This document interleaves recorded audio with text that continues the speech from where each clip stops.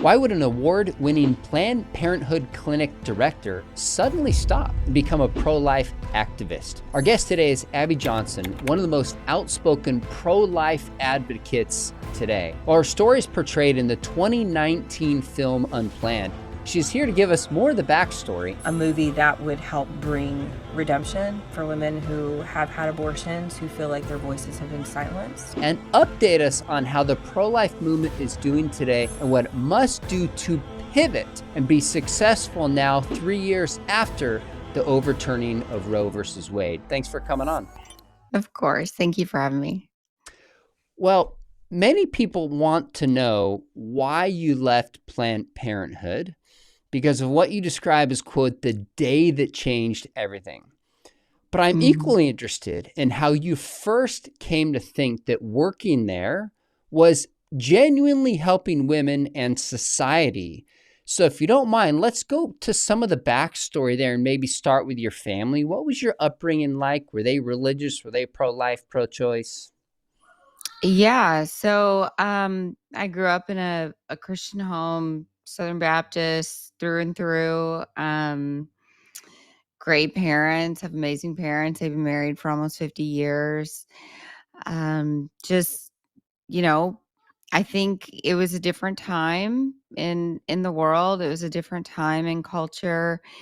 People were not standing up on podiums and shouting their abortion. People were not walking around in t-shirts that said I've had an abortion. So, my parents, they were, against abortion. They were pro-life, but it was not something that we discussed in the home. We didn't really talk about hard subjects. I think my parents just thought, we've taught Abby the biblical pathway to marriage. And so as long as she follows that, then we don't really ever need to talk about abortion. We don't need to talk about those really hard things. And I think in a way they thought, we go to church, we do church, right? And so if there are really hard things that need to be discussed, then the church will handle it.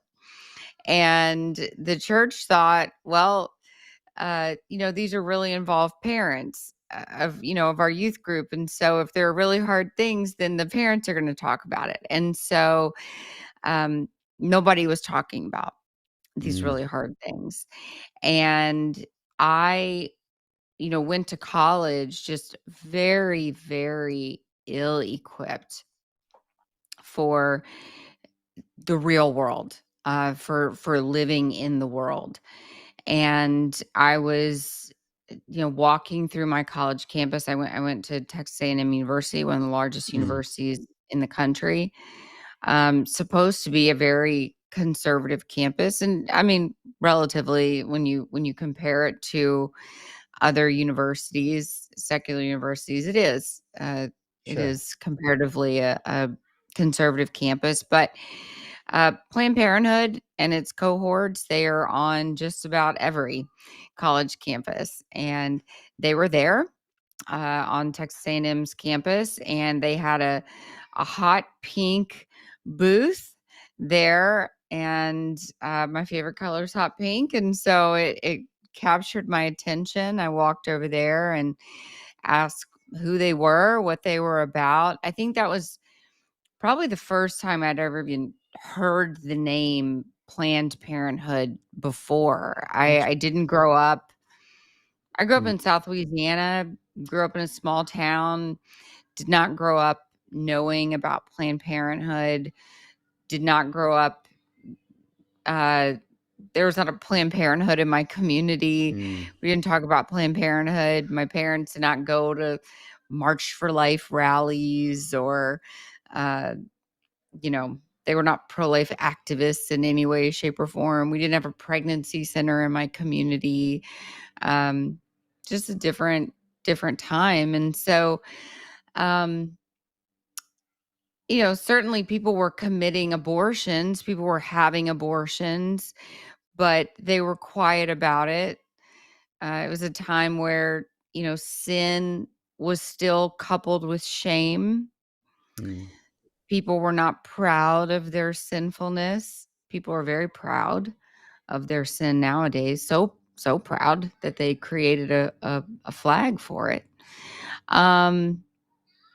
So people were private, and people were private about their sin. And so when I encountered Planned Parenthood, when I encountered this woman who was working for Planned Parenthood, trying to recruit volunteers and clients and eventually staff, she sold me on the idea that Planned Parenthood was there to help women, Mm. to help young women, to help poor women. And I mean, everybody wants to help women. Who doesn't want to help women? I mean, everybody wants to help women. And I do remember her specifically asking me about abortion, what I thought about abortion. Mm.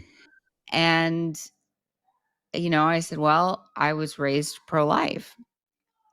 And she said, well, that's great. She said, pro-lifers, they're good people. They're just misguided.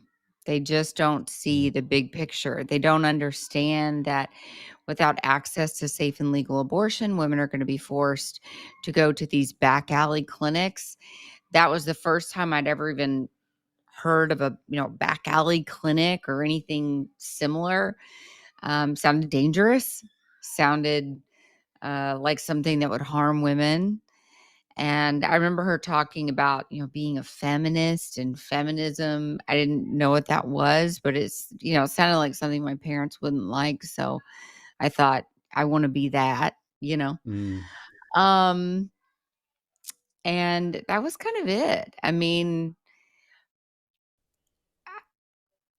I think I was at this stage in my life where I wanted to be rebellious. I was trying to find my own identity away from my parents.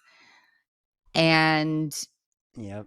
that is what Planned Parenthood was offering me, was an opportunity to be a bright, enlightened young woman and to kind of step into to my own identity as a feminist, as an educated, smart, intelligent feminist.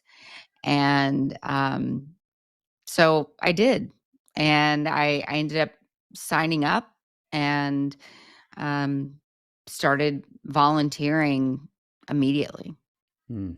So tell me if this is fair. Grow up in a probably typical Southern Baptist home, parents who love you, went to church, get to college, and you're away from home trying to find yourself. A little bit of a Mhm. natural rebellious college age, spirit that I understand. Meet people with cool colors and they don't attack your Mhm. family, but just say, oh, they're well meaning but misguided. We can show you how to do something significant. So it's really less like, here's the evidence for a pro choice arguing into it, but just appealing to a sense of belonging, appealing to a sense of purpose, giving you community something to live for at that stage in your life. That's really how you became pro choice, more than thinking about what abortion is. Is that fair? Oh yeah, yeah, 100%. I Mm. didn't really think about abortion at all. Um, Mm. I didn't even consider myself pro-choice when I went to volunteer at Planned Parenthood the first time. I remember going for the first time to Planned Parenthood, and it was the first time I had lived in this community for several years, going to college there, but I'd never driven by the Planned Parenthood building. Because I stayed, around the university, and the Planned Parenthood building it was not super close to the university. So I just didn't drive in that part of town that often. And so, I had to I had to map quest, directions to get to the Planned Parenthood.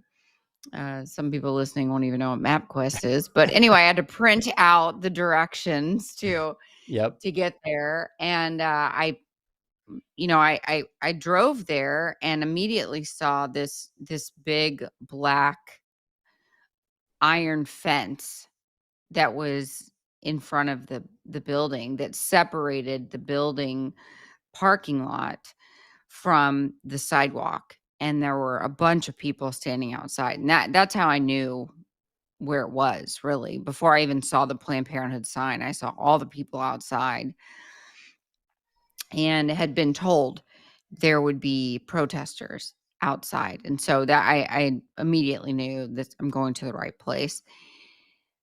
Um, and I wonder sometimes about that first day, if my Hmm. first day would have gone differently Hmm. had the scene outside been different. Because I drove in, parked my car, got out. It was so silly. It was such a silly encounter that first day. I didn't know what I was doing. I didn't really know what I was going to do. I was dressed up. I was like wearing church clothes. I was like wearing a nice blouse and Hmm. heels and like dress pants because I didn't know what I was going to do that day. I didn't realize I was going to be, in the hot sun walking women from their car to the front door to get their abortions, trying to shield them from the people Ooh. on the sidewalk. I didn't realize that was what I was going to be doing when I signed up to volunteer. I thought I was going to be working like in the clinic. So I dressed up really nice Hmm. because I thought I was going to be working like in the office. And so here I am in this dressy clothes and heels, and I'm, walking women from their car to the front door. And I remember that first day just thinking, right when I got there, why are we doing this? Hmm. Because if there's people out here trying to give them information, alternatives to having an abortion, well, if we're pro-choice, then why do we care if they take the information and leave? Like, why do we care if they take the information and make a different choice? Like, who cares? We're pro-choice, right? Ah. Um, but then I hear the things that a group is saying to the women coming in. And there's a man dressed up like the Grim Reaper.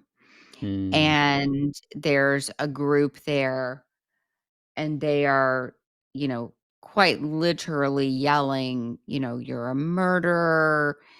If you would have kept your legs closed, this wouldn't be Ooh. happening." They have, all these bloody Wow. signs, um, very aggressive. And so I thought, "Oh, well, this is why we're here, right? Because we're trying to protect these women from this very aggressive group of people." Now, it was a small group of people, but they were very loud, which that's how society works, right? Very It's true. small group of people make the most noise. True. There were two very distinct groups of people there. There were people there that were quietly praying, some quietly praying a rosary, some reading the Bible, some, reading out of a prayer book, whatever, quietly. Those people were trying to gently reach out, offering pamphlets, but those were being you couldn't even hear them because of this smaller group of people that were yelling out and screaming and dressed in costumes and doing all of this weird stuff over here. And so that made me feel very protective of the women. This is why we're kind of coming in as the savior, right? To Mm, protect these mm. women from these Ooh. crazy people. And I wonder sometimes, if that group of people hadn't have been there, would I have ever even returned? Because I think there was something in me that was just saying, like, why do we even need to be here in the first place? And I really did feel that until I heard that group of people start yelling out. And I think if they wouldn't have been there that day, I'm not sure I would have returned, because I didn't really understand, like, what's the big deal if they take something from this group of people and leave? That's what being pro-choice is about, letting women make their own choice. But I suddenly did feel very protective of the women, and I did want to hurry them into the building to get them away from this raucous crowd that was over to the side.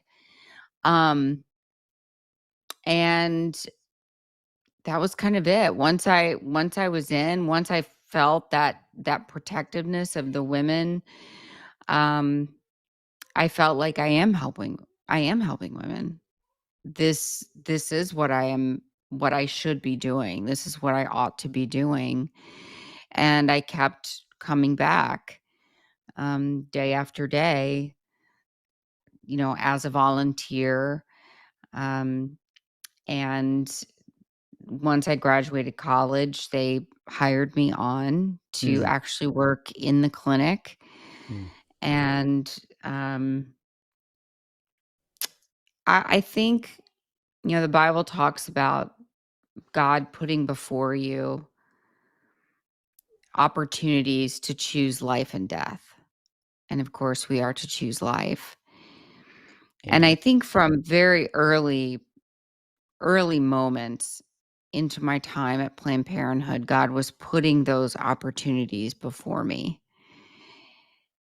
those sort of crossroad moments where, he was presenting that option to me, choose life or death.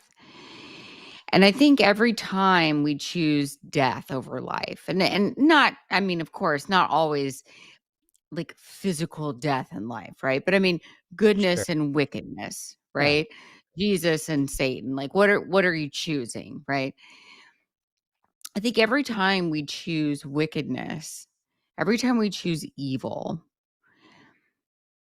over Christ, I think there is a hardness that comes over our heart.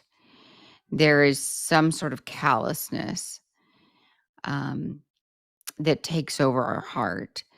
And when that happens, it gets harder to hear from God. It gets harder to feel his presence. Um, and you don't want to, Mm, because you are now cooperating with evil. mm, And the desire to cooperate with evil, it grows, and it gets easier to do so. And that was really what happened to me. And there's so many times in my life, where I remember those moments clearly, where I thought, this is a moment where God presented me an opportunity to choose life over death. But I didn't have the courage to say, this is wrong. I should not be doing this. I should run out the back door and flee from this evil. I should not cooperate in this. I did not have the courage to do it. And so I chose evil. I mm, chose death. And then another another callus forms over your heart. And when mm. you do that for so many years, you really do become numb Mm. to what you're doing every single day. So let's personalize this. In the film, there's one of the scenes that really stood out to me is a girl is walking in and her mom, which would be the grandma of this child, Mhm. is outside. And I just had never thought about it or visualized it that way. And it like moved me to tears. I mean, this grandma is doing everything to save the life of her grandchild, and her daughter just refuses to do so.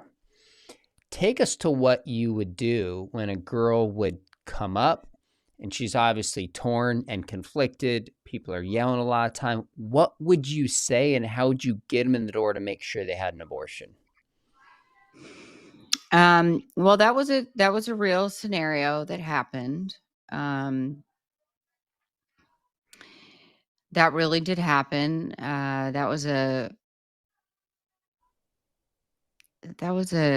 interesting um, thing. I remember the woman calling and asking, if we had a back door or something. We really didn't. We didn't have a back entrance. Everything was kind of right up front, and we were like, just park close to the door, park close to the building. We'll get you in as quickly as possible. Of course, she didn't. She parked right up next to the fence. Um, and I remember, her mom just, and it was several of her family members that Oh. were out there, and people from their church out there, and it was just a very. I was a mother at that time, so I'd Mm. already had my daughter by that time. She was young, but I just remember it being a very uh sobering reminder of what we were doing. That this was not just affecting the woman who was having an abortion, but that this really was affecting the entire family. Um, and there have been several things. It was kind of one of the things that had happened. One thing that was not in the film, but is in the book, Unplanned, that had also happened kind of in that same time period, was we had a religious sister, a nun, Mhm. come out to the clinic one day. It was the first time I'd ever seen a nun in real life. Like, I'd seen it in the movies, right? But I'd never seen one in Interesting. real life. Huh. And it was so hot that day. It was like 100 degrees outside. And there she was in her full habit.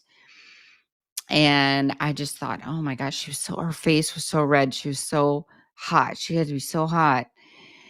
And I just kept watching her out the window. We were doing abortions that day. And I kept going to the window and watching her out the window, almost like checking on her. Like, is she still okay? Is she Mm. fainted from the heat?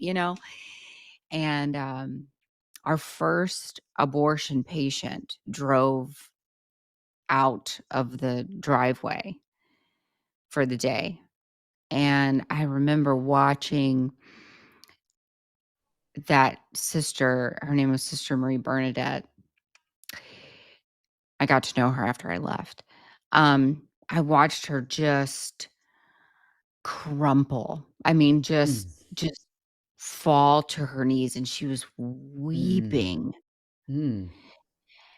And it broke my heart because I Mm. thought, "Oh my gosh, she is feeling a pain that I don't feel, and Mm. I'm standing here in the clinic witnessing this happen." And I kinda thought at that time, like, "How numb am I to Mm. this?" She's out there, you know, just watching people drive off, knowing what happened, and she's feeling this immense pain, and I'm standing here participating in it, and I feel nothing. Um, that was kind of like a stark realization, I think, for me, of just how callous I had become. Um, but to your question, I mean, if a woman came and was, nervous about coming in or something, we would just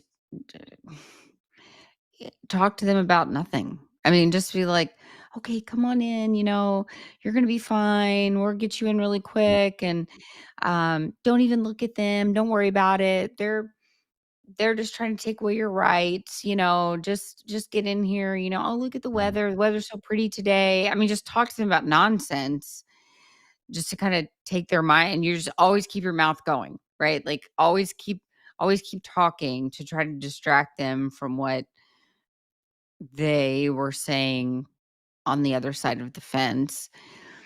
Eventually, as I worked there, it used to just be like a fence, and they could still, put their hand through and give pamphlets and all this kind of stuff, and that would not do. So we ended up putting this like metal mesh over the Mm. fence so that they would not be able to stick their hand through and give pamphlets. We did everything we could to prevent women from making a choice. We did everything we could to uh, essentially take away a woman's choice, so that when they came to the clinic, if they were thinking, I'm going to have an abortion, uh, we wanted them to keep thinking that way, so that their mind would not be pulled into a different direction.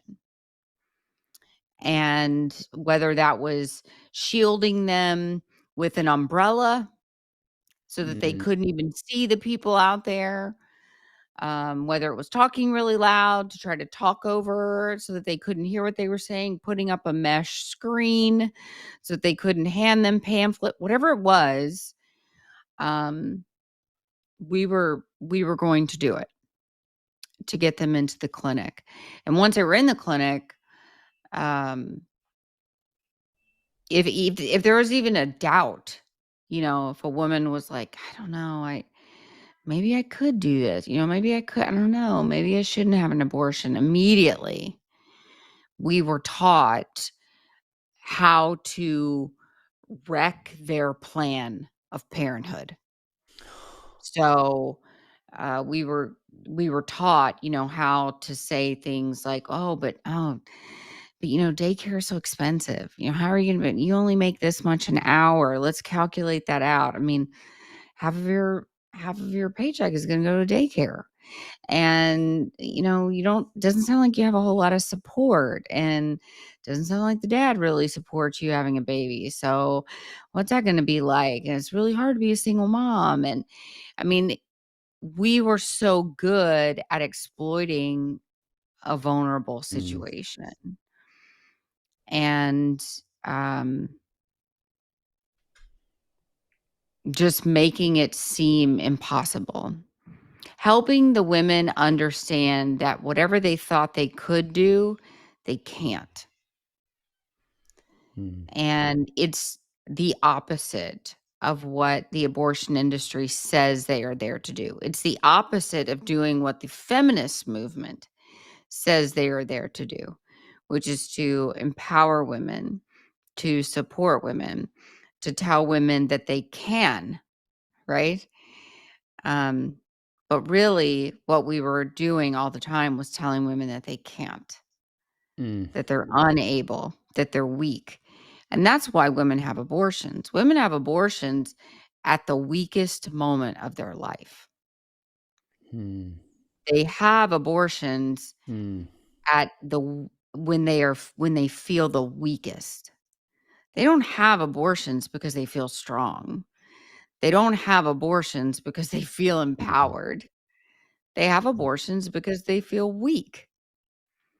And then, enter the abortion industry that takes that moment of weakness and exploits it around every turn. Mm. And they are professionals at it. I was so good at it, they gave me an award. Wow. That's amazing. Abby, we're going to come to what you call, quote, the day that changed everything. But I just have to draw out the irony of me listening to you describe this. A position that is pro choice did everything to talk women out of choice.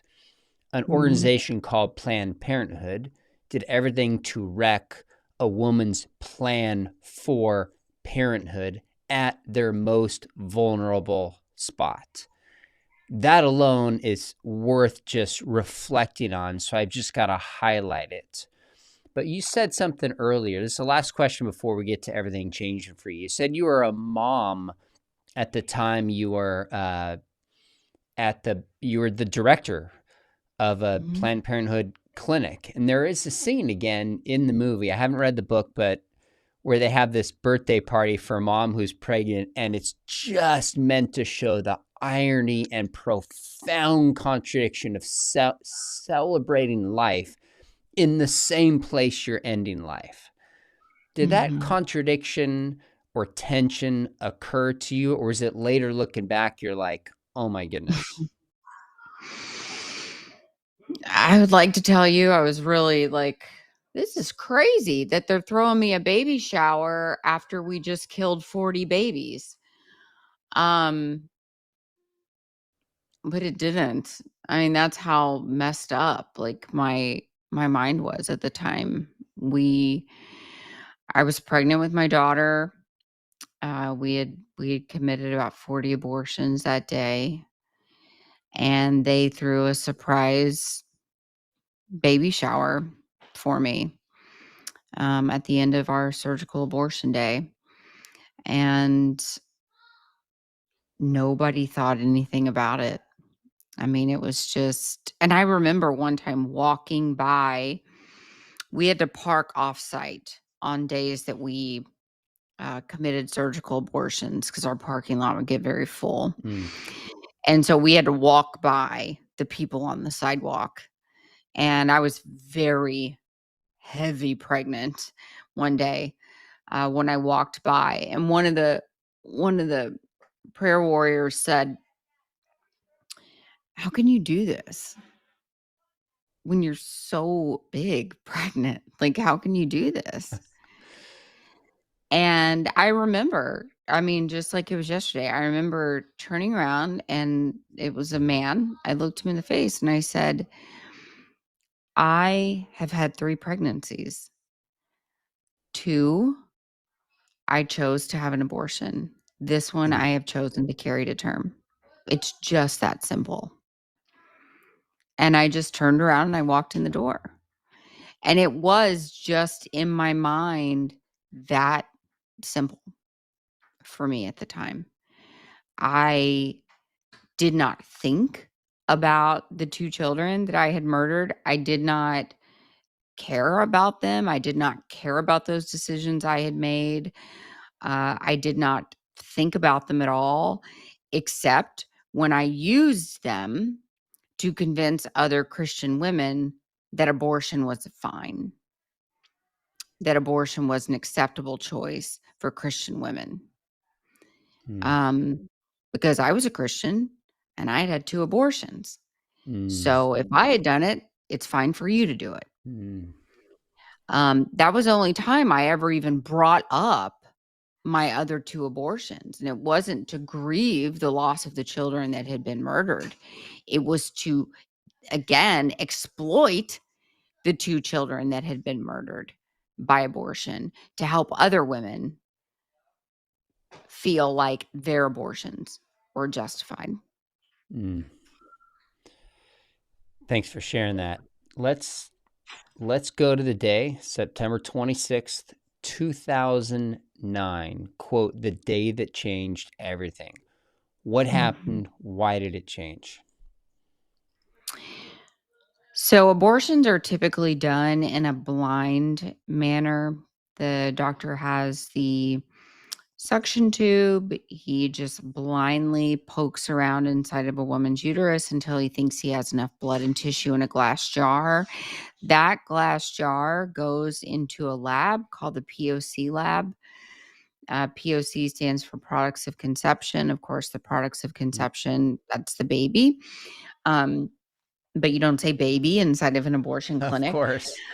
Um, and so the POC technician is the person that takes all of the pieces that have been suctioned out. They reassemble the body of the baby to ensure that there are 2 arms, 2 legs, head, and torso that have been retrieved from the uterus. If we left part of the baby in the woman's uterus, she could develop a very serious infection and she could become septic, which is could be fatal to a woman. So um, I knew abortions were done. I had worked in the POC lab. I knew how all that was done. I counted the parts. I didn't think there was anything at that point working in the abortion industry. I didn't think there was anything that could shock me, that could change my mind, anything like that. I was pretty desensitized to abortion. Mm. But we had a visiting physician come in from out of town. He had his own practice. He explained to me um, that at his own private practice, he only used he only did ultrasound guided abortions. So he used an ultrasound during the entire abortion procedure, which was different. We did use an ultrasound, but only uh, before the abortion began. We wanted to determine how far along the woman was in her pregnancy so that we knew how much to charge her for the abortion. And then the ultrasound was rolled away and it was not used again. So this doctor, though, was telling me it was safer for the woman, of course, because he could Mm. see what he was doing while he was performing surgery on the woman. That made sense to me. I asked my supervisor why this wasn't the standard procedure, if it was safer for women. She explained to me that it was safer for women, but using an ultrasound during the abortion took about an extra 3 to 5 minutes of time per patient. And when you're trying to do, anywhere from 40 to 50 abortions in a day, you just don't have that kind of extra time per patient. So I accepted that answer. I was called in, though, to assist by this doctor, and my job was to hold the ultrasound probe in place during this abortion. I did the ultrasound. We found that the woman was 13 weeks pregnant. At 13 weeks along, everything is fully formed in a woman's uterus: arms, legs, fingers, toes, eyes. Heart's been beating since 21 days post conception. Brain waves are active. Every internal organ that we sit here with today is formed on a child by 12 weeks gestation.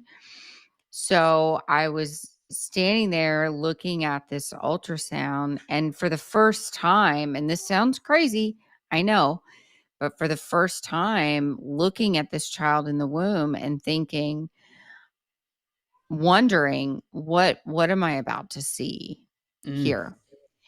Um, I'm looking at the full profile of this child from head to foot and wondering, am I going to see this child die?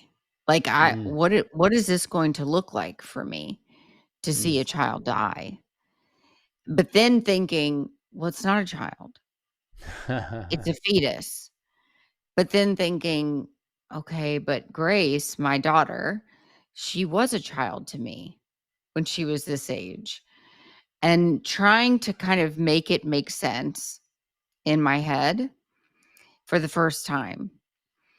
And, thinking back to that ultrasound that I had with Grace and looking at this ultrasound and um, feeling very apprehensive. I was feeling very apprehensive about what I was going to be watching. And I was trying to convince myself that this 13-week-old fetus was not going to feel anything. No matter what I saw, Mm. this 13-week-old fetus was not going to feel anything. And because that's what I've been taught, and that's what I told women. That's what I had been Mm. telling them for the past 8 years. Whew. And I saw the suction tube go into the woman's uterus, and it was getting closer and closer to his body. And when it finally touched him, he jumped, and it appeared that he was trying to move away from the suction tube. And the doctor asked the technician to turn on the suction machine. The suction was turned on, and I watched this tiny human being be torn apart inside of his mother's womb. And I was shocked at what I saw. I was, um, I was horrified. I didn't, I can't say that it wasn't like it was in the movie. I didn't Mm. run out of the room and go into the Yeah. bathroom and cry. It wasn't that. Um, I felt very stupid. I felt Mm. very ashamed that I Mm. had been involved in this for so long. I'm not a dumb person, but I felt like I had been very dumb for believing this lie Mm. for so long. And I wasn't a victim. I had eagerly believed it for, I don't know what, money. I made a lot of money um, for notoriety. I don't know. I met a lot of famous people, you know, sat at tables with politicians and people like Hillary Clinton, and Mm. got to shake hands with a lot of famous people. And um, I was young. I was the youngest clinic director, youngest Planned Parenthood clinic director. I was winning a lot of awards. Um, and I think that was driving me, really. It was the money and these accomplishments that they kept throwing at me, you know? Um, and and I just thought, what have I been doing? Look at what I've been doing. I'm seeing now what I've been doing. And I think that was the first time that I really understood that I had been saying things like, "Oh, it's choice," but there wasn't any choice in the room that day. Certainly, the child did not get a choice that day, and we had said all these slogans, like abortion is reproductive justice, but it wasn't. There was no justice there. We called abortion health care, but it wasn't health care. The health care is to heal, not to kill. And it was the first time I really realized that abortion was the intentional killing of an innocent human being. And I knew there was a word for that, and that was murder. Mm. And it was such a shock to my system to then have to reconcile what I had done, because then that has to sit with you, right? Like I have participated in murder. I have not only murdered two of my own children, but I had to kind of Mm. open up, what have I done? I always say you can't heal from what you don't know. Mm. And so I had to look at, what had I done? I had been an accomplice to over 22,000 abortions, which meant I had been an accomplice to over 22,000 murders. And I thought, how do I even begin to heal from that? Um, there's no there's no books on that. There's nobody had written a book about Mm. that. No pregnancy center had a Bible study on how to heal from killing other people's children. Yeah. Um, it was very foreign territory. Nobody had explored it. Um, I felt very alone. It was a very dark time in my life, and I felt so much shame. Mm. And I really just wanted to go away. I didn't want anybody to know what I had been a part of. I didn't want anybody to know about what I had done. I did not want anyone to know. Um, did not want to share my story publicly at all, ever. Um, I have my degrees are in counseling and therapy, so I thought, well, that's fine. I have that's what I'll do. I'll just go and you know, open up a I'll just go work with a counseling center and I'll just be a counselor and I'll just put this chapter behind me. Um, but that's not what happened. Planned Parenthood, once they found out that I no longer supported their mission, Mm. they sued me. And when they sued me, they sent out a press release to the Associated Press. And that is what became a national news headline, surprisingly. I didn't think anybody would care that a Planned Parenthood director quit their job, but the media does care when someone quits their job and then that corporation tries to get a gag order against them because the media then wants to know what does she know that you don't want us to know. Exactly. And I knew a lot. And they wanted to keep that quiet, which was hilarious because I never had any intention of Mm. telling anyone what I had done or what I had experienced or what I had seen, because that implicated me, and so I never wanted to tell anyone anything. But when they sued me, it really kind of forced my hand, and it was almost like God was kind of rolling out the red carpet, like, okay, like I've taken you through this, I've taken you out of this, and um, now you're going to do something that glorifies me. Mm. And it was hard. It's been a hard journey. I've been out of the industry for 15 years. Um, I don't know that it's gotten easier over the past 15 years, Mm. honestly. I tell people healing is a journey, it's not a destination.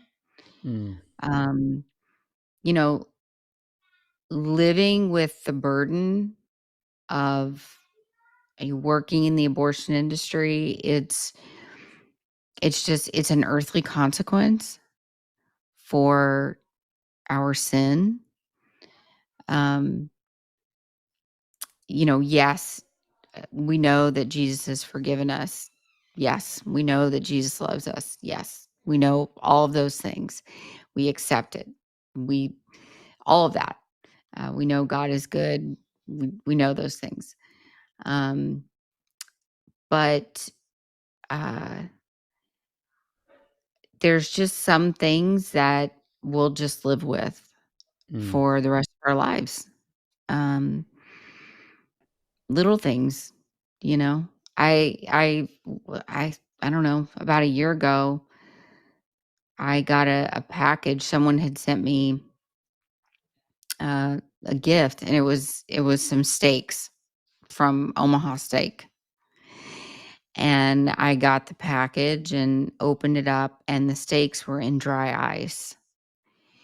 And I opened up the styrofoam container, and when I opened it up, there was like steam, from the dry ice that came out.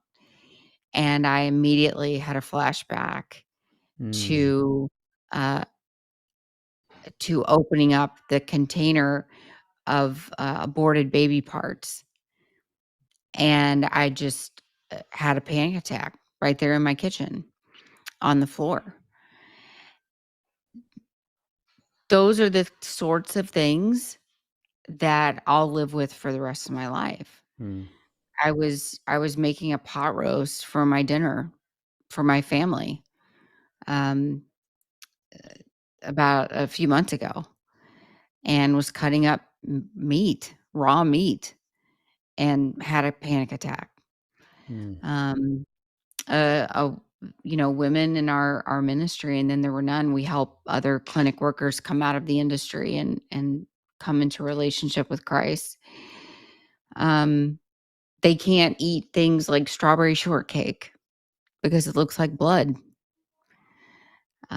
There's just little things in our lives that um, a lot of people just wouldn't understand, and they would think that's silly. That's just get over it, right? But you can't get over um, being an accomplice to murder. Mm. You can't just get over it. And so I think as we heal, myself and these other, 750 former abortion workers now that are part of our ministry, one of our goals is to be a voice and to help people understand that there is a human cost to abortion. Yes, of course, the baby is that very tangible human cost. But there's also a human cost to the mother. She will never be the same. After a woman takes a life of her own child, she will never be the same. I don't care what kind of act she puts on or whatever. Her life has changed. And there's a very real human cost to the people who work in these clinics. It's not normal to piece babies' body parts back together. It it's not normal to do that job. Um, and there's a very real cost to that as well.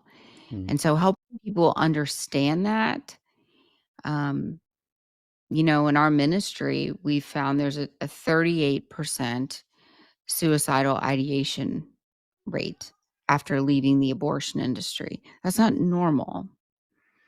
18% of former abortion workers attempt suicide. Mm.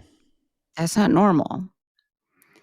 So we're trying to help people understand. Quite honestly, we're trying to bring a stigma back to abortion. We're trying to help people understand it's not normal to kill your child. It's not normal to help other women kill their children. And trying to bring some shame Mm. back into the scenario when we talk about abortion.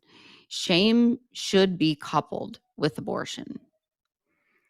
And um, and so that's one of the things that we're trying to do. It should be shameful to have an abortion. It should be shameful to work inside of a place that murders children. And that's one of the things that we're trying to do by telling our stories. And I think we do it well by explaining what the real cost of abortion is. Mm. Well, you are doing it well. Thanks for your vulnerability on that. It's easy to see the movie or hear your story and think, well, that was an episode in the past and everything's fine now. I think that made vivid some of the scars that remained. And you helped reframe a question I had for you, because one of the scenes that is just most powerful to me in the movie is when, of course, it's being fictionalized, but the character who's playing you wakes up in the middle of the night and is out by the couch. Mhm. And the husband's like, where is she? And just finds her in tears. And it's like the realization of the weight of the sin just overwhelms her. And I had a couple thoughts about that. Number one, I know I can't fully feel that, not being a woman, not being a former abortion worker, but that brought me to at least a level of like, oh my goodness, I think I can relate to this more deeply. But I also thought sometimes in movies there's a wooden, I don't know if I, for lack of a better term, cheesy like gospel presentation that's forced. It felt to Mhm. me like this would have been a completely natural place to bring in who Jesus is and what he did. If I remember, it was more kind of God in the abstract rather than Jesus. I don't know if it went down that way. I don't know if the point is that this is an ongoing journey for you, but I'm curious why they didn't say, and like I would assume in your life, clearly what Jesus did and who he is. Apart from that, it's impossible to make sense of any sin or the background here. Tell me just a little bit more about that, if you will. So, I mean, most of the people who work in abortion clinics have some sort of faith foundation, which is surprising for people to hear. Mm, Um, Almost everybody that I worked with would tell you they are a Christian. wow. Almost everybody that comes through our ministry has grown up in the church. So, you know, they don't really, when they feel this burden, it would be weird to look at them and say, but Jesus died on the cross for you. And to give them like the ABCs of salvation, right? Sure. Because they already know, like, Mm, they know Jesus. They know who he is. They've grown up with that knowledge. They've grown up with that faith. Um, it's hard to comprehend the mercy of God for them. It's very hard to understand how God can forgive sins so great. mm, Um, it's not that you don't know God. It's not that you don't know that Jesus died on the cross for you. It's not that you don't know that we can bring our sins to Jesus. It's not you know that. You know it. Every worker that's come through, and then there were none, has an understanding. Almost all of them have some sort of understanding of the gospel. They understand Jesus. They understand what he did. They understand um the salvation, right? They understand that story. They understand who Jesus is. They just have such a hard time. We have a worker that helped to facilitate over 300,000 abortions. She worked there for 18 years. It's really hard to wrap your head around. It's easy to be like, well, okay, well, yeah, I stole some socks from Walmart. Like, I understand Jesus can forgive that. But how can Jesus forgive mm, me for helping to commit 380,000 abortions? How is his mercy that great? Um, that's something that's really hard to comprehend. And if I'm honest, um, it's really hard for people who haven't worked in the abortion industry to mm, comprehend that. mm, I mean, I think one of the hardest parts of leaving the abortion industry has been dealing with other Christians, um, with the unforgiveness of other Christians. That's been the hardest part of my journey. Um, the hardest part of my journey has been Christians saying to me, "I don't know how you live with yourself every day. Um, I don't know how you, I don't know how you uh, could ever think God could forgive you of what you've done. I don't know why you think there's salvation for someone like you.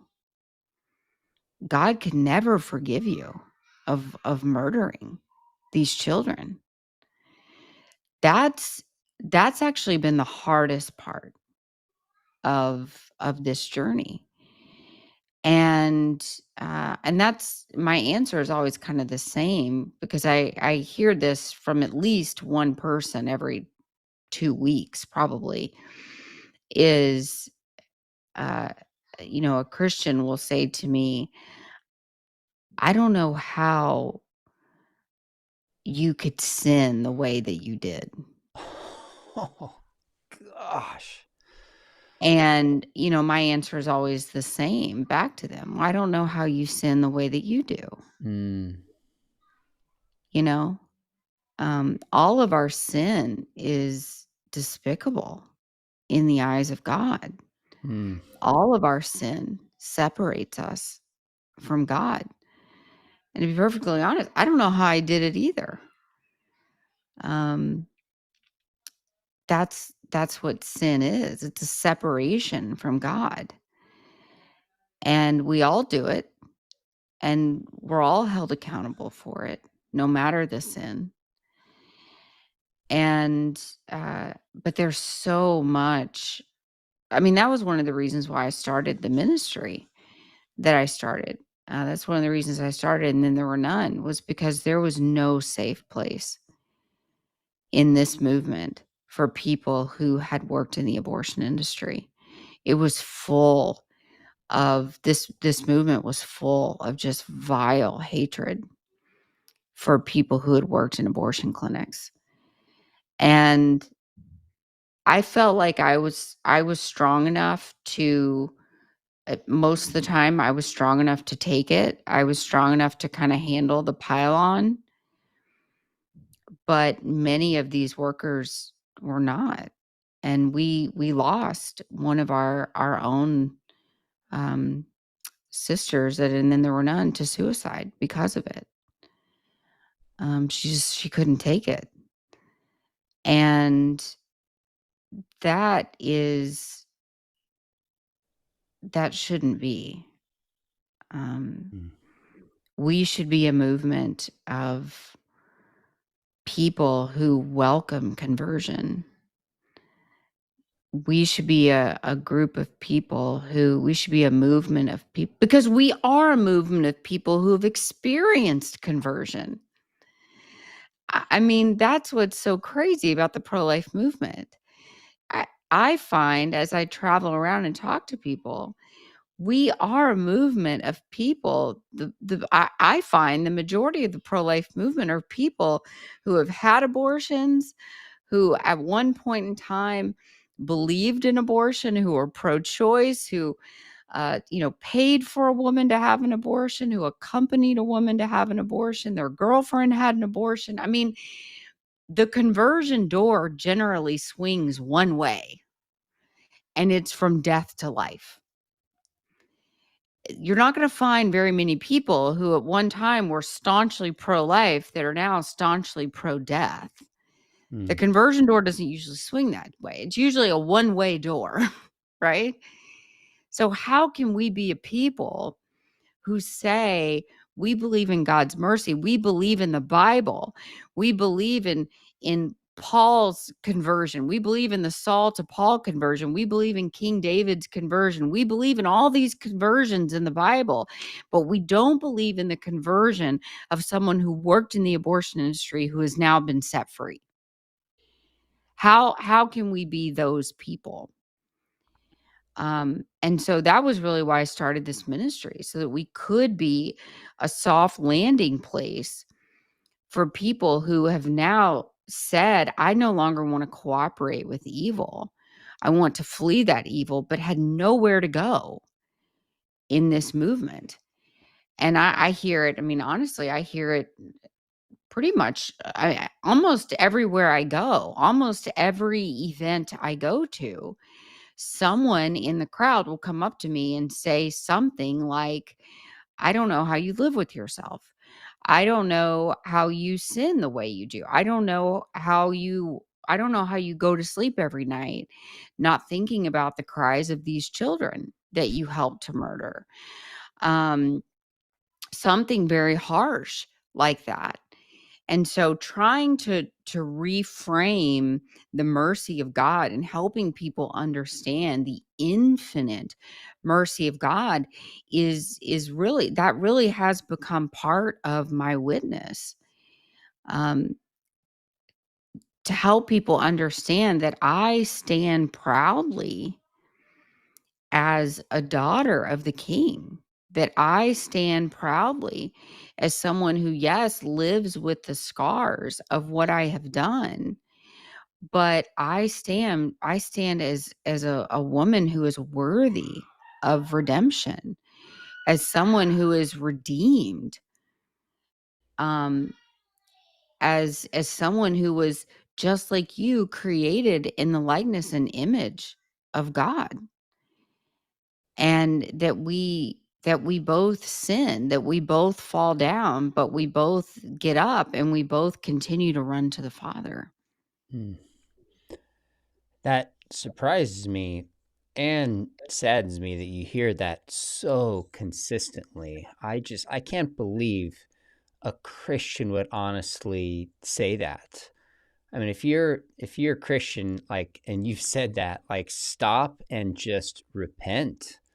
The gospel is that Jesus forgives all of us, not like, 80% of us and those who've done really bad sins. I mean, that is a false gospel, and we need to stop.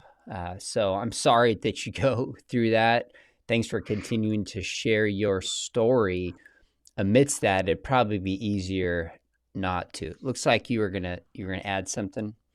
No, I was just gonna say it would be easier not to, but honestly, like, I feel very blessed, and honored that God has called me into this space. Um, and I feel, uh, you know, there in the beginning it was very hard. In the beginning it felt very, I felt like, why, God? Why did you why did you ask me to do this, But seeing people be freed from the bondage of a past abortion or working in the abortion clinic, um, man, it's like witnessing a miracle. Mm, And um, I feel like, even, honestly, I had a man, I was talking about people dressing up at the clinics. Um, one of the men who was really awful, outside of my own abortion clinic when I worked there, came up to me, several years ago, and he said, I need to apologize to you. And I knew him because I mean, he was one of the really, you know, uh, ugly people that was out there when I worked there.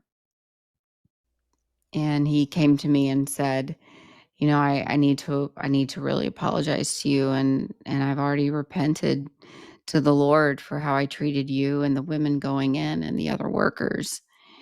And he said, I know that I was not honoring God with the things that I said and the way I behaved. And he said, apologizing to you is like the final piece mm, of like making amends and what God is calling me to do. And he is now just a faithful, peaceful prayer warrior on the sidewalk. love it. And so, uh, you know, God makes all things new. Mm, And so there's never a time where, you know, there's never a time where we say, well, I've done too much bad, I can't go back and make anything good. Like, you can. There's always a point where we can turn around and say, I was doing the wrong thing and now I want to do the right thing. You're never too far gone for God's mercy. And I've seen that evidence just in my own life and in the lives of so many people. mm. That's beautiful. I think in Matthew 18, the servant who was forgiven much and didn't realize it didn't show kindness to others. I think when people say that to you and don't show grace, it makes me wonder how much they've experienced and understand the weight of their own sin, or they would rejoice at your life and your faithfulness and your ministry and your conversion. I mean, it's foreign to me that nobody would not like celebrate what you were and then became by God's grace. Like I honestly don't get it unless somebody doesn't really know and experience the gospel. Let me just we'll wrap this up. You've been generous with your time, but if there was a woman sitting right here and she had experienced an abortion and is watching this, or a guy who just took his girlfriend or wife to have an abortion and didn't do what he now sees as the right thing, what would you say? Oh, I would say um, choose the present. I actually just got this yesterday from a woman I know who had an abortion, and she watched Unplanned. Mm, uh, she actually did not know it was my story, and she put the two and two together, yeah. uh, and realized, oh my gosh, like I know this woman. Um, and she had several abortions and contacted me and said, I can't stop thinking about the what ifs. And my answer to that is always the same. God grants us a gift Mm, every day in the here and now, in the present. And that's where he wants us to live. He wants us to live in today with him. I believe that Satan lives in our past, and he wants to remind us every day of what we have done and how we have failed and the choices that we made when we were walking outside of God's will. And he wants us to call us by our sin. He wants to call us by our sin. He wants to remind us of our failures. But that's not who God is. God wants to release us from that bondage. And he wants us to wake up every day and to make a choice to live in the present with him. mm, And you know, he wants us to take our past and give it to him so that he can turn it into something miraculous and beautiful and glorious. And I remember when I was, kind of in the beginning of all of this, I had to actively make a choice every day. Okay, like am I going to live in this present that God has given me, in this gift, or am I going to live in my past? And there were some days where I just wallowed in self-loathing, and I took a bath and cried all day and mm, had this pity party, about my life and how terrible it had been and all this. And that was just a completely wasted day.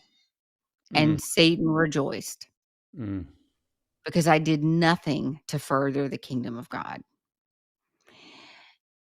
And that's exactly where Satan wanted me.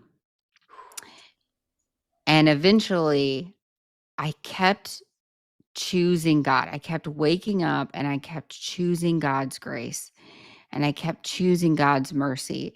And eventually, it was like I didn't even have to make the choice because living in God's mercy, living in his infinite wisdom, living in God's will, living in that light was so good. I couldn't even imagine going back and living in my past. And there's so much freedom in that. There's so much freedom in shaking off those chains. And so that's always what I tell people. Don't live in the what ifs because you can't go back and change it. Um, don't live in the past. Don't live in that bondage. Live in the freedom that God is giving you today. Um, write down what it is that you need to heal from and ask God to heal you from it. And he will. Mm. And know that there will not be a point in time where you go, done, healed, like it's over. I no longer have to heal from that. It may be something that you have to live for the rest of your life with, and you're healing on that journey for the rest of your life, but God will be with you every step of the way. And I always say healing is kind of like, it's like a series of bridges, where you have to cross this bridge. You have to, you may take a little step, you may take maybe a little short bridge that you have to cross over to get to this next place of healing. The beautiful thing is when you're walking in God's will, it's always God's hand reaching out for you Amen. at the end of that bridge. He's always calling.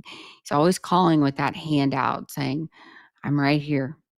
I'm right here at the end of this bridge waiting for you to cross. And that's the beauty. That's the power of forgiveness. That's the power of God's will. Mm.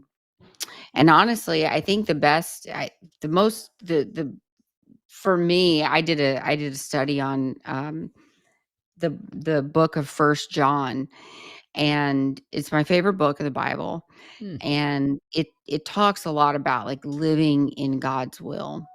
And if you are a believer, it's a book for believers.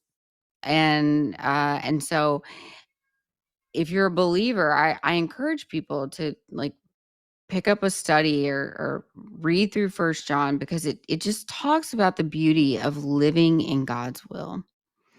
And it talks about how we ought to act as believers, um, and how we ought to treat one another. And I find that, if you have, I think a lot of people who have abortions, a lot of people who are kind of living with that burden, I think sometimes there's a lot of unforgiveness in our hearts, Mm. whether it's for the man who was involved, the abortionist, the people who worked in the clinic. And so I tell people, if you have that sort of unforgiveness in your heart, the best thing you can do is to pray for that person Mm. that you're struggling with. It's very hard to feel hatred or anger towards someone who you are consistently and fervently praying for. And so I encourage people to read through First John, do a Bible study on First John.